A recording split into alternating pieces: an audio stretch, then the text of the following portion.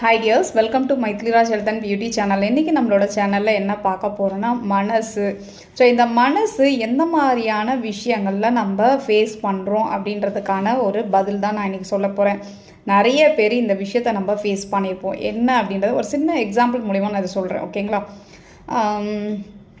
So இப்போ ஒரு ரொம்ப நெருங்கிய நண்பர்கள் இருக்காங்கன்னு வச்சுக்கோங்க. ஒரு 2 பேர் இருக்காங்க. ஸோ 2 பேருமே ஒரு ஆஃபீஸில் ஒர்க் பண்ணுறாங்க. 2 பேருமே ரொம்ப வருஷம், அதாவது சின்ன வயசுலேருந்தே ஃப்ரெண்டுன்னு வச்சுக்கோங்க.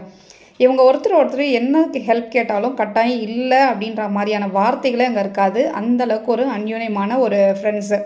ஸோ ஒரு ஸ்டேஜில் என்ன ஆகுது, ஒருத்தர் இன்னொரு ஃப்ரெண்டுக்கிட்ட எனக்கு ரொம்ப ஃபினான்ஷியலாக நான் ரொம்ப டைட்டாக ஃபீல் பண்ணுறேன், எனக்கு ஒரு 2 lakhs கொடுக்க முடியுமா அப்படின்னு கேட்குறாரு. ஸோ இந்த கேட்டவர் அவருக்கு ஏகப்பட்ட பணம் கொடுத்துருக்காரு, அவரும் திரும்பி கொடுத்துருக்காரு.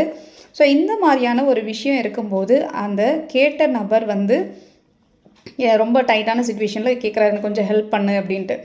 அதுக்கு அந்த ஃப்ரெண்டு சொல்கிறாரு, இல்லை எனக்கு இப்போ முடியாது அப்படின்ற மாதிரி ஒரு மாதிரி மூஞ்சால் அடிச்ச மாதிரி சொல்லிட்டு போயிடுறாரு. என்ன ரீசனும் சொல்லலை. ஸோ இந்த கேட்ட நபரோட மனநிலை பார்த்திங்கன்னா ரொம்பவே ஹர்ட் ஆகிருப்பார். அவரால் எந்த வேலையும் செய்யவே முடியாது. எங்கே போனாலும் வீட்டுக்கு போயிட்டு குழந்தை அப்பா அப்படின்னு ஓடி கட்டி பிடிச்சாலும் அந்த குழந்தைய தூக்கி கொஞ்சறதுக்கோ அவங்க ஒய்ஃபோட ஹாப்பியாக பேசுகிறதுக்கோ அவரோட மனநிலை ஒத்து போகல. ஏன்னா இந்த ஃப்ரெண்டு இந்த மாதிரி செஞ்சிட்டானே, கொடுக்கலனாலும் பரவாயில்ல, நம்மள ஏன் இப்படி மூஞ்சால் அடித்த மாதிரி பேசினா அப்படின்ற மாதிரி நிறைய விஷயங்கள் மனசுக்குள்ளே போட்டு அவருக்குள்ளேயே ரொம்ப கஷ்டப்படுத்திக்கிட்டே இருக்காரு. அன்றைக்கி ஒரு நாள் ஃபுல்காக அவங்க வீட்டில் இருந்தாலும் அவரால் அவரோட ஃபேமிலி மெம்பர்ஸோட டைம் ஸ்பெண்ட் பண்ண முடியாத ஒரு சுச்சுவேஷன்ஸ் இருக்கார். இதுக்கு என்ன காரணம் அப்படின்னு பார்த்தீங்கன்னா, ஒன்று அந்த ஃப்ரெண்டு சாதாரணமாக என்னால் இப்போ முடியலடா, நானும் ரொம்ப கஷ்டத்தில் இருக்கேன் அந்த மாதிரி சொல்லியிருந்தா கூட இவர் அமைதியாக விட்டுட்டு இருப்பார். அவர் ஒரு மாதிரி மூஞ்சால் அடித்த மாதிரி சொன்ன உடனே இவருக்கு ரொம்ப ஹர்ட் ஆகிட்டு ரொம்ப ஃபீல் பண்ண ஆரம்பிச்சிட்டாரு. இதை ஏன் நான் உங்களுக்கு சொல்ல வரேன்னா, அந்த சூழ்நிலையிலேருந்து அவர் வெளியில் இருக்கணும். ஏன்னா அவனுக்கு ஏதோ பிரச்சனை போல இருக்குது, அதனால தான் நம்ம கேட்டு அவன் இல்லைன்னு சொல்லியிருக்கான்.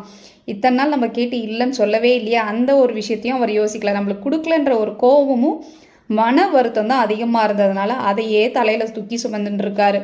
ஸோ இந்த விஷயத்தை விட்டுட்டு அந்த குழந்தை ரொம்ப நேரமாக அவங்க அப்பா தொல்லை பண்ணிகிட்டே இருக்கு. அப்பா வாப்பா விளையாடலாம், ஏதாவது ஒன்று பண்ணலாம். ரொம்ப நேரம் ஆச்சா அவர் அந்த விஷயத்தில் இருந்து. அதுக்கப்புறம் அந்த குழந்தை ஏதோ ஒரு சேட்டை பண்ண உடனே அவரோட மனநிலை எல்லாம் அந்த குழந்தை மேலே போயிட்டு இவர் ஃப்ரெண்டு பண்ண எல்லா விஷயம் அப்படியே டோட்டலாக மறந்துட்டார். அதுக்கப்புறம் அந்த குழந்தை கூட விளையாடுறதும் சிரிக்கிறதும் இந்த மாதிரியான விஷயங்கள் ஃபோக்கஸ் பண்ணி ஒரு 1 hour ஜாலியாக விளையாடி முடித்த உடனே தான் அவரோட மனநிலை பார்த்திங்கன்னா டக்குன்னு சேஞ்ச் ஆகிடுச்சு. அப்போ பொறுமையாக நிதானமாக யோசிக்கிறாரு. ஓகே, அவனுக்கு ஏதோ பிரச்சனை போல இருக்குது, அதனால தான் நம்ம கேட்டு அவன் எதுவும் இல்லைன்னு சொல்ல மாட்டான், இதனால தான் கொடுக்கல போல இருக்குது அப்படின்ற ஒரு முடிவுக்கு வந்துடுறாரு.